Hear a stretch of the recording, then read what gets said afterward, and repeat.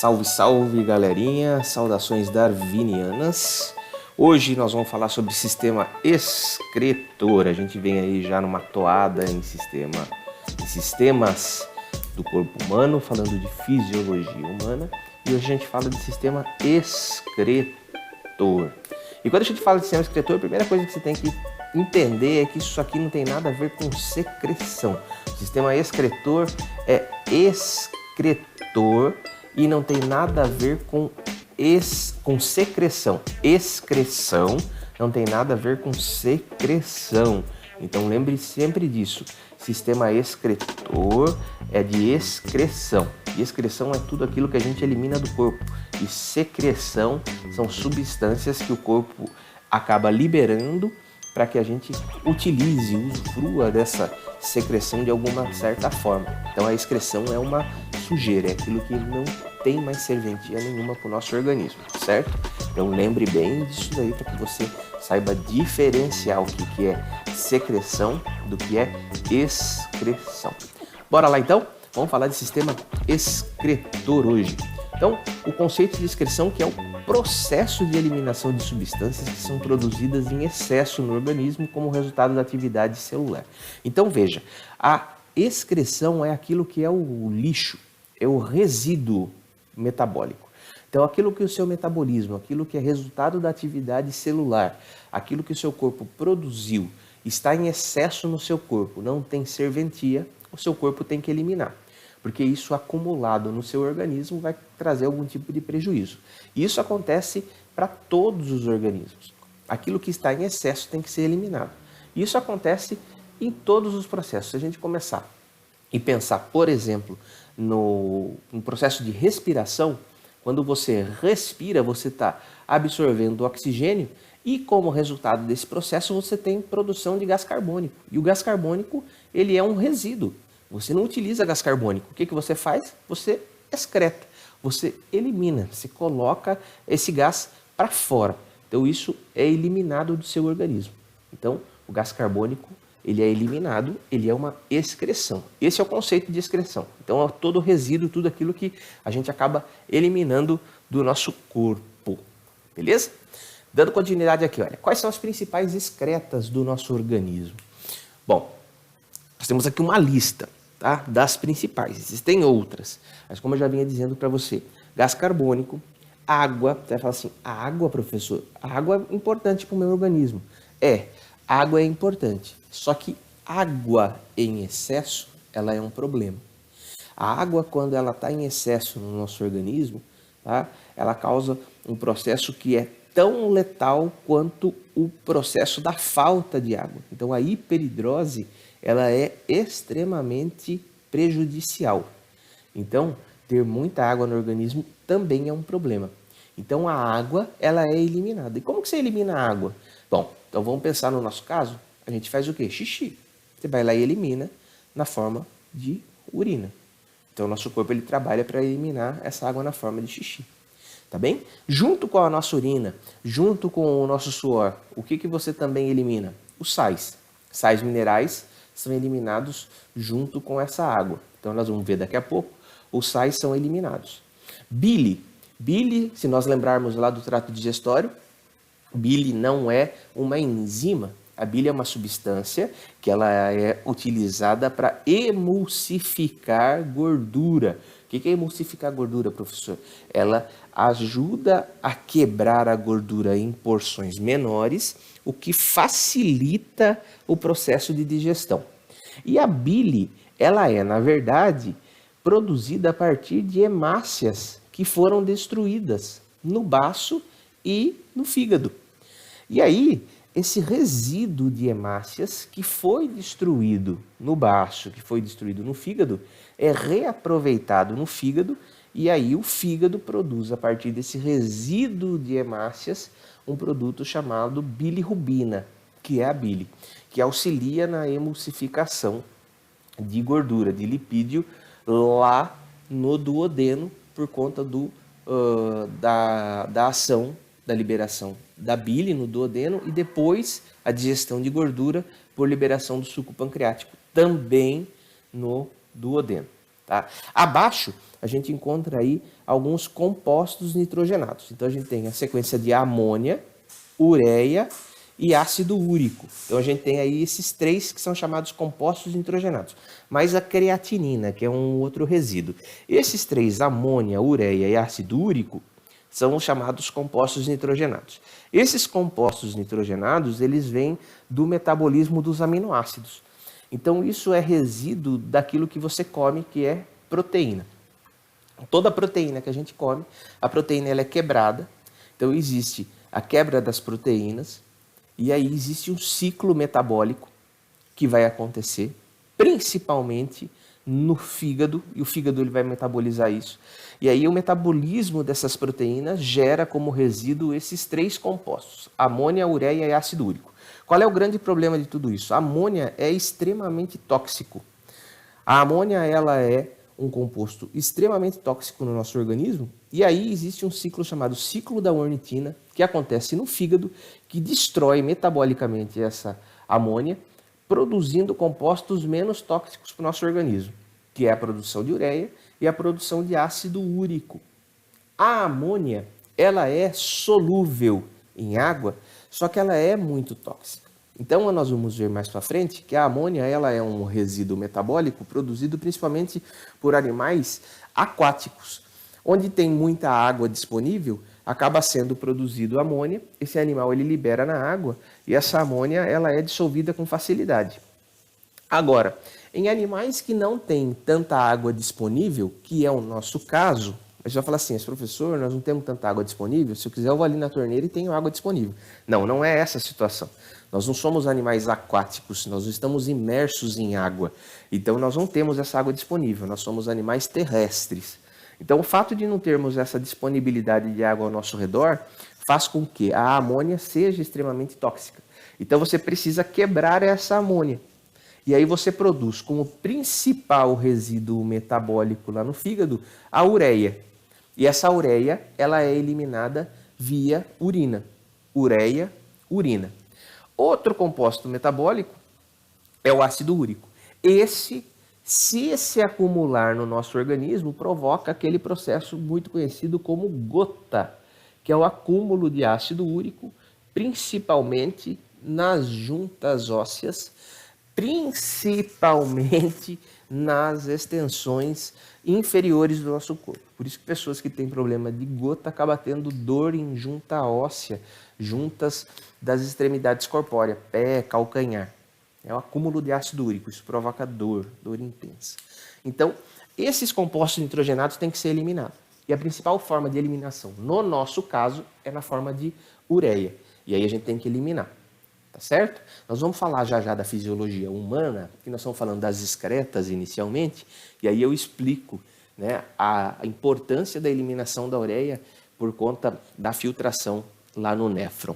Tá? Dando continuidade aqui, olha, a importância dessa filtração. Aí você vai perguntar assim, professor, por que é importante filtrar? Por que é importante retirar esse composto, né, que é um resíduo o lixo que foi produzido no corpo, no organismo de qualquer ser vivo? Bom, existe um processo que nós chamamos de homeostase, que é o equilíbrio. Então, todo organismo ele precisa se encontrar em equilíbrio. Esse equilíbrio é o chamado equilíbrio dinâmico, é a homeostase. Então, o corpo ele precisa estar em perfeito equilíbrio entre tudo o que acontece, todas as funções celulares, tudo que entra, tudo que sai. A homeostase é o processo que equilibra as funções vitais. A homeostase é o processo que faz com que a quantidade de água, a quantidade de sais, a quantidade de toxinas, tudo seja perfeitamente equilibrado sem causar nenhum tipo de prejuízo. Portanto, para alcançar essa chamada homeostase, o seu corpo ele precisa continuamente metabolizar substâncias e retirar do seu organismo aquilo que não é importante. Então, o seu rim, pensando no caso da fisiologia humana, ele tem a função primordial de constantemente filtrar todos esses resíduos e retirar esses resíduos continuamente do seu organismo. Se o seu rim ele para de funcionar, você não consegue filtrar. Se você não filtra, a ureia ela se acumula e conforme ela vai se acumulando, ela vai gerando toxicidade. Daí a importância de pessoas que têm falência renal ou têm problema com os rins, ter que fazer a purificação do sangue, ter que fazer aquele processo de filtração do sangue externo. Esse processo de filtração externo é a chamada hemodiálise, que você já deve ter ouvido falar, deve ter algum conhecido, alguém da família que você conheça que faça esse processo. Então, a hemodiálise é o processo de filtração externa do sangue, onde uma máquina faz aquilo que o rim deveria fazer. Retira o seu sangue, retira as toxinas do seu sangue e devolve o seu sangue purificado. Tá bem? A máquina, ela tenta alcançar a homeostase. Ela não é completa, mas ela chega bem próxima, dando uma qualidade de vida para a pessoa. Tá bem? Essa é a homeostase. Então, o nosso rim e o sistema excretor, ele tem essa função de fazer-nos alcançar a homeostase, o equilíbrio corpóreo a partir do processo de excreção. Tá bem? Vamos falar agora, antes de chegar na fisiologia humana, da excreção em todos os organismos. Nós já falamos disso. Você, principalmente, que é meu aluno, nós já fazemos esse comparativo, né? Essa parte de anatomia comparada, onde nós comparamos as estruturas corpóreas e aí a gente faz essa fisiologia comparada também, comparando qual o processo fisiológico de cada um dos organismos evolutivamente. Você que já teve aula comigo, a gente vai fazendo esse comparativo do processo evolutivo, do processo fisiológico e anatômico de cada um dos organismos. Então aqui você tem nesse slide, olha, ele fala aí, ó, os protozoários, o processo de excreção ele ocorre por simples difusão, tá? Exceto nos protozoários de água doce. Simples difusão ocorre simples difusão através da membrana celular. Então ele fala, nos protozoários de água doce, a excreção ocorre por vacúolo contrátil. E isso é uma pergunta muito comum em vestibular. Né? O que é vacúolo contrátil? Que aparece lá nos protozoários. Então o vacúolo contrátil ele fica controlando o excesso de água, ele fica removendo aquele excesso de água para que a célula não tenha nenhum problema com relação à osmose. Então, o vacúolo contrátil ele controla essa questão osmótica da célula. Então, os protozoários de água doce eles têm esses vacúolos contráteis. Isso pode ser questionado, pode ser pergunta para você do terceiro ano vestibulando, resolver lá no vestibular. Tá? Se nós continuarmos aqui, nos poríferos e nos quinidários também é por simples difusão, que são animais principalmente marinhos, de água salgada. Nos plateumintos, nós temos aquela situação famosa, que são as chamadas células flama. Evolutivamente, os plateumintos são aqueles que apresentam pela primeira vez na escala zoológica, pela primeira vez, lembre bem disso, pela primeira vez na escala zoológica, um sistema de excreção. Esse sistema de excreção, ele recebe um nomezinho aí que não tem como esquecer, que eu já cantei para você a musiquinha para você nunca se esquecer do sistema excretor de plateuminto. Lembra da planária. Planária, tu não me engana, sua excreção é pela célula flama. Então você lembra lá, planária, se não me engana, sua excreção é pela célula flama, que é o chamado solenócito. Então a excreção surge pela primeira vez em escala evolutiva na planária. E depois ele fica presente. Então, se nós observarmos, nos nemateumintos, que é o grupo de vermes que surge evolutivamente depois, são os chamados tubos em H, que é essa imagem que você está vendo aí. Depois, o que nós vemos? Nos anelídeos, são os chamados nefrídeos e nos moluscos também. E aí, lembre, anelídeos tem nefrídeos, ele rima, né? Anelídeos, nefrídeos, que é essa estrutura que você também vê aí na tela. Nos artrópodos, nós temos uma série de sistemas de excreção. E aí, nós temos várias classes dentro dos artrópodos e dentro das classes nós temos diferentes sistemas de excreção. Então, por exemplo, nos insetos, nós temos os chamados túbulos de Malpighi, ou tubos de Malpighi, que também acontece nos diplópodes e nos quelópodes, tá? Mas se nós observarmos os crustáceos têm glândulas verdes. Isso a gente já viu, nós estamos só retomando. E os aracnídeos tem as chamadas glândulas coxais. Então, os aracnídeos, as aranhas, os escorpiões vão apresentar as chamadas glândulas coxais. Já os equinodermos, eles não têm um sistema excretor especializado e a excreção acontece via sistema ambulacrário, que é aquele sistema que auxilia na locomoção, que é um sistema de canalículos por dentro do corpo, que vai se movendo, vai tendo um sistema hidrostático fazendo a locomoção do animal. E nos vertebrados, a principal via é renal e também existem outras formas, que é glandular, pulmonar e etc. Bom, visto isso, a gente vai, portanto, agora falar da fisiologia, da parte da fisiologia humana, tá? Na fisiologia humana, nós vamos ver, portanto, a parte das excretas nitrogenadas. Essas excretas nitrogenadas, como eu falei para você, a gente tem que focar principalmente na questão da formação da ureia, porque a amônia ela é extremamente tóxica e o ácido úrico acumulado ele acaba causando dores aí, né?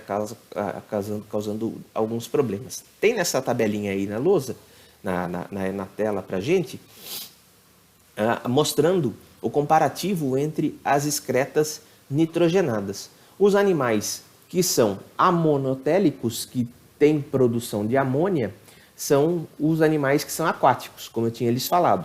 Então, os animais aquáticos, eles têm a produção de amônia porque a amônia é solúvel, mas ela é muito tóxica. Aqueles que são animais terrestres, então, no caso os mamíferos, os anfíbios, que têm menor quantidade de água disponível, eles vão ter uma quebra da amônia e, portanto, eles serão ureotélicos. Os outros animais uricotélicos, produção de ácido úrico, são os que são insetos, répteis e aves, porque esses não têm água disponível mesmo. Nenhuma água disponível.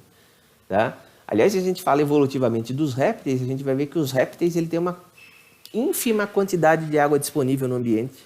E por isso eles acabam tendo evolutivamente a formação do ovo. E a formação do ovo é a estrutura de casca que vai impedir a desidratação do animal.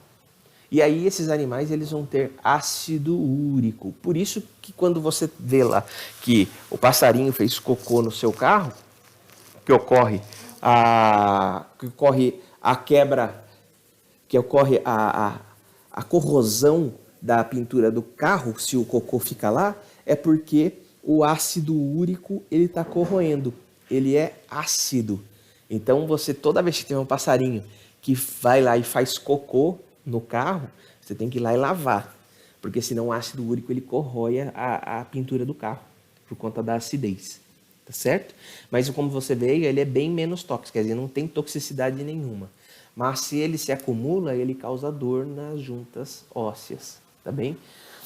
Então bora lá, para falarmos da fisiologia humana, na excreção humana. Tá? Quando a gente fala de excreção humana, a gente fala principalmente de sistema renal, a gente está falando de urina. Então, vamos observar aqui. Olha. Na excreção humana, a gente tem aqui a quebra da proteína, que é a formação de aminoácidos, e aí a gente tem a formação de compostos nitrogenados e a formação de amônia. Como eu tinha falado anteriormente, essa amônia ela tem que ser destruída e ela acaba formando os compostos menos tóxicos a partir do ciclo da ornitina. O principal composto é a ureia. O ciclo da ornitina ele está representado aqui, olha, ele é feito no fígado. Então o que a gente tem?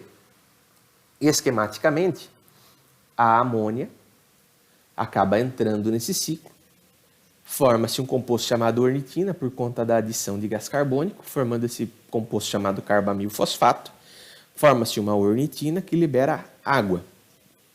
No ciclo, então isso aqui resumidamente, tá pessoal? Vai formar citrulina, a citrulina, que vai receber aqui um ácido aspartico, porque é resultado de uma amônia. A citrulina vai virar succinilarginina, que forma ácido fumárico, que forma arginina, que recebendo água vai liberar e formar ureia e volta a formar ornitina junto com carbamil fosfato. Ou seja, esse ciclo complexo aqui, que não acaba nunca, está constantemente formando ureia, ureia, ureia. E isso daqui vai indo para o nosso sangue, acaba sendo filtrado lá nos rins, e aí o nosso rim filtrou isso, retirou essa ureia, joga lá no néfron, né? Joga dentro do ducto coletor, que nós vamos falar daqui a pouco, e formou urina. E aí você elimina isso na sua urina. E aí você eliminou essa excreta. Composto nitrogenado eliminado, menos sujeira dentro do seu organismo. Né? Nós não podemos parar de produzir isso daí. Tá bem? Dando continuidade. Dentro do nosso rim, nós temos uma subunidade, vamos chamar assim, que são os chamados néfrons. Dentro de cada rim existe 1 milhão aproximadamente 1 milhão de estruturas como essa que está aí na sua tela, que é essa estrutura amarelinha. 1 milhão. Em cada rim você tem aproximadamente 1 milhão, em 2 rins você tem 2 milhões dessas estruturas. Então os rins são formados por néfrons e cada um desses néfrons é responsável por filtrar esse sangue e, filtrando esse sangue, retira as excretas daí de dentro e elimina até a formação da urina.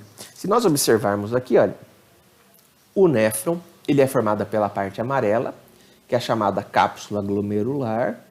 Dentro da cápsula glomerular existe o glomérulo renal, que é, na verdade, um enovelado da arteríola. Então, a arteríola é chamada arteríola aferente, a arteríola que está entrando, ela se enovela e sai. Aqui dentro, a chamada cápsula glomerular, cápsula de Bowman, ocorre uma constrição da arteríola e, por pressão da arteríola aqui dentro, o sangue acaba pressionado e elimina, extravasa de dentro do vaso tudo aquilo que não for célula, portanto toda a parte líquida, água, minerais são eliminados juntos com a água, glicose é eliminado junto com a água, só célula que não sai. Tá? Então, água, toxinas, tudo sai. Isso daqui funciona como um funil, isso daqui é como se fosse um cano. E aí nós temos aqui, olha, o túbulo contorcido proximal, como se fosse um cano. Né? Temos que imaginar como se fosse um sistema hidráulico aqui. Caninho, a alça néfrica, antigamente chamada de alça de Hemley. E isso daqui formando o túbulo contorcido distal, que vai chegar até isso aqui, que é o chamado ducto coletor. Esse ducto coletor, ele recebe aqui, olha, para cada pontinho desse seriam vários néfrons. Tá bem? Uma vez que aqui ele sofre pressão e extravasa tudo cá para dentro, esse líquido, conforme vai passando aqui dentro, a tendência é de que esse líquido cheio de sais, açúcar, vai sendo trazido para cá. Tá bem? E aí o que chega aqui é aquilo que vai ser levado até a bexiga urinária. Muito bem. Só que é o seguinte, olha. Essa é a estrutura renal. Então nós temos aqui, olha, a parte cortical e aqui internamente a parte medular. Então nós temos os néfrons aqui instalados, ó. Então você tem, imaginando essa estrutura tridimensional, néfrons lado a lado aqui, néfrons para cá, para todos os lados, até atingir essa estrutura que eu falei para você de 1 milhão, né? E a urina vai sendo produzida, vai sendo trazida para cá e vai sendo coletada, caindo aqui no chamado cálice e vem para o ureter até ser levado para a bexiga. Voltando aqui para o néfron, o que é importante a gente entender aqui? Olha só, quando nesse líquido todo sai água, sais, açúcares, toxinas, tudo isso que extravasou aqui desses vasos pode ser perdido? Não. Desse líquido todo, a glicose não pode ser perdida de jeito nenhum. Portanto, no túbulo contorcido proximal, O açúcar, a glicose, ela é reabsorvida. Então aqui gasta-se boa parte da energia reabsorvendo glicose. Tem que reabsorver a glicose. Então isso aqui é muito importante. Lembre-se disso. Aqui, já no começo, reabsorve glicose. Então aqui, olha, filtrou tudo, aqui reabsorveu a glicose. Eu gosto desse exemplo do seguinte. É como se fosse na sua casa. Você, quando mais pequeno, sua mãe falava assim, olha, vai lá no seu quarto e limpe tudo, pegue seus brinquedos do chão do quarto, senão eu vou lá, vou pegar tudo e vou jogar fora. Aí você não foi lá pegar. Aí sua mãe, eu vou lá e vou pegar tudo e vou jogar fora. Aí a sua mãe cismou, foi lá, pegou tudo e enfiou tudo dentro de uma caixa. E falou, vou jogar tudo isso fora. Aí a sua mãe, quem é? Sua mãe é o glomérulo. Sua mãe é essa parte aqui. Ela jogou tudo dentro da caixa para jogar fora. E você, quem que é? Você é o resto do néfro. O que você vai fazer agora? Você vai lá naquela caixa e fala assim, não, mãe, não pode jogar tudo isso fora. Porque tem coisa aí que é importante. Tem coisa aí que eu gosto. Tem coisa aí que eu não posso perder. Aí você vai lá e tira um brinquedo para você que é importante, tira outro, tira outro. E daquela caixa toda que a sua mãe separou para jogar fora, você retira várias coisas que não poderiam ser jogadas. E deixa só aquilo que de fato não te importa. Aqui é a mesma coisa. O açúcar não pode ser perdido. Na alça néfrica, a gente tem reabsorção de sais. Aqui, olha, a gente tem reabsorção principalmente de água no túbulo contorcido distal e no ducto coletor também. E essa água ela é reabsorvida por conta do controle de ADH. Do controle do ADH. Tá? Então, de tudo aquilo que foi absorvido aqui, que foi filtrado no glomérulo, pouquíssimo acaba sendo eliminado aqui no final, porque grande parte é reabsorvida, principalmente água. Você não pode perder grande quantidade de água, senão você desidrata. E quem auxilia nessa não desidratação é o ADH, que é o hormônio antidiurético. Mas aí, quando você resolve sair com seus colegas, faz um churrasquinho, você resolve tomar uma bebidinha, mesmo sendo menor de idade não poderia, mas você toma uma cervejinha. Ou conhece alguém que toma uma cervejinha. Aí o que acontece? Você percebe que você vai lá e faz mais xixi do que deveria. O que significa o fato de eu tomar uma cervejinha e fazer mais xixi do que normalmente eu faço? Tem álcool. O álcool, ele inibe a liberação do ADH pela hipófise. E quando inibe a liberação do ADH, vou voltar aqui para o slide anterior, o ADH ele para de agir aqui e para de absorver água aqui. Se ele não está reabsorvendo a água aqui, o que acontece com a água que deveria ser reabsorvida aqui? Ela passa direto e vai para a bexiga urinária. Se ela vai para a bexiga urinária, ela aumenta o volume de urina. E aí você urina mais do que deveria. Por isso que quando você toma uma bebida alcoólica, principalmente cerveja, tem essa característica, porque cerveja ela tem um volume de álcool em torno de 5%, que caracteriza que 95% restante é água e outras substâncias que ali estão diluídas. Você tem um volume grande de água com um volume menor de álcool. Então você está ingerindo muita água e um volume pequeno de álcool que vai lá e inibe a ADH pela hipófise, tá? Que está sendo produzida na hipófise. E aí, o que acontece? Aquele grande volume de água que você vai liberar. Então esse hormônio antidiurético, ele serve para impedir a perda de água. Se você toma uma substância que inibe, e o álcool é uma delas, e existem medicamentos que também fazem isso, você acaba urinando mais, perdendo mais água. Tá certo? E aí, só para falar da anatomia do sistema excretor, nós temos, portanto, o rim, que são 2 rins, o rim esquerdo e o rim direito, 2 ureteres, que são 2 canais que ligam os rins, trazendo a urina até a bexiga urinária, e o canal da uretra, que vai até a região da vulva, no caso da mulher, ou o pênis, no caso do homem. Tá bem? Então é isso, o sistema excretor está aí dado para você. Então lembrando, excreção é eliminação de resíduos, eliminação de tudo aquilo que o nosso organismo não necessita mais.